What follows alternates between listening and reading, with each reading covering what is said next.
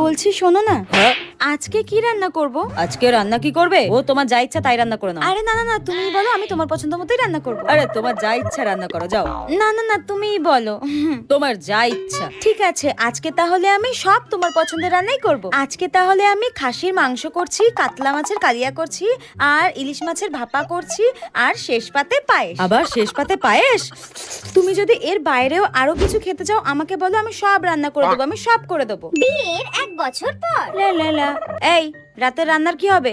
হ্যাঁ তুমি ওই একদম পাতলা করে চিকেনের ঝোল রান্না করো, রাত্রে ওটা দিয়েই খেয়ে নেবো।